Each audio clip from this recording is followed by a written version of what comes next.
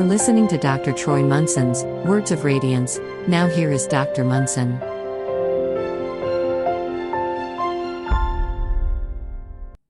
Hello and welcome. I'm Dr. Troy Munson.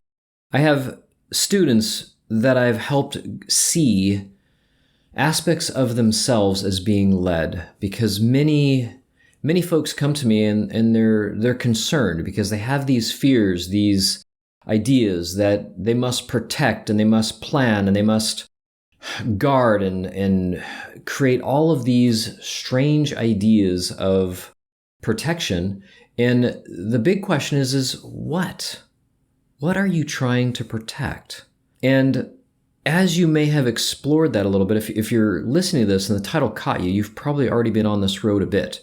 You're not just going to willy-nilly probably listen to this podcast. However, if that's you, awesome, welcome. But for the vast majority of us, how do I get to the point that I can just simply be led? I'm not sure I understand how. And this word how is something that comes up over and over. And I remember asking many times my own personal guide, so to speak, as early on, I wish I had somebody that would walk alongside me. I kept asking God, would you send me somebody? And of course, he sent me many, like 8, 9 different people that all of a sudden when I realized, oh, I just wanted to see it in a certain way. Got it. So I hope that you recognize that perhaps maybe for this one moment in time, I get to be your guide for just a short moment. And then you're on to the next guide. And you might return to be guided again. Fine. One day I hope to be guided by you. And so that one guide that is guiding us all is showing up in many different ways and people and situations to actually do that. And if we would just shut up sometimes and allow that guide to actually speak to us, and when I say shut up, I mean quieting the mind. Can I just stop judging, stop labeling, stop this little head from just yammering on constantly? And so the title of this is, can you catch your little self being led? And in what ways are some of the easier ways of watching yourself or catching yourself being led? So I've talked in other podcasts that in the beginning, I would just be sitting there in prayer and meditation. Then all of a sudden it's like I'm up and moving. And lo and behold, I look at the time, I'm like, oh yeah, I guess I should be off. And I would grab some breakfast and out the door I would be, and I would be driving to the office, and I would get there and it would be the perfect timing. The synchronicities were just running at me and slamming into me, it seemed like constantly. And it was this dawning of realizing that, oh, I guess I am being led constantly. So then I began this process of letting go of everything. Time, you better make sure that you set an alarm to make sure you do that. And eventually I got to the point where I am just going to trust that whatever does happen is actually supposed to be happening, and not second guess if something looks like it should have been done but didn't get done. Hey, you didn't make that meeting. Well, hang on a moment. Let me ask those that were in the meeting, how was it? And when I inquire, they're like, oh yeah, we did miss you, but it was amazing. It was perfect. I said, great, then the right thing happened. Now, I noticed that it was much easier to catch myself being led when it was something amazing or beautiful. So part of this unimaginable title that we posted was when something is truly awesome. When it is awesome, it catches you at a moment of just kind of profound, astounding, staggering, just silencing the mind. Like when you see a rainbow that's like a double rainbow, or you see a sunset with the colors that are so vibrantly orange or peach or pink or yellows or whatever colors, the purples that you just are like, whoa.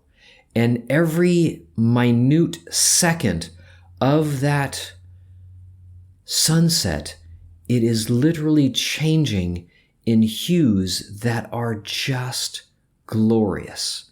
And you stand there in utter awe.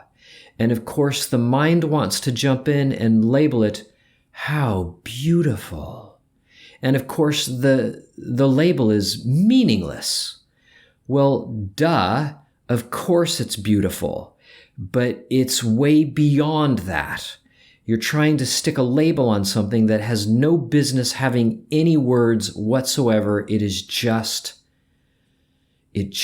is that great. And so it's times when there's something immense, like you'll talk to people that are just staring out the window and they see a tree really for the first time. And that's why you have these poets. Have you ever seen anything so beautiful as a tree? And of course, they saw something that the average person does not see. They saw themselves in everything, knowing that we're not humans, but we're the spirit that is human, that is us, that is the tree, that is animals, that is everything. And when we recognize that glory and we see it so clearly for the first time, it resonates in such a way that is beyond words and beyond any kind of label. And it's just something that you must experience.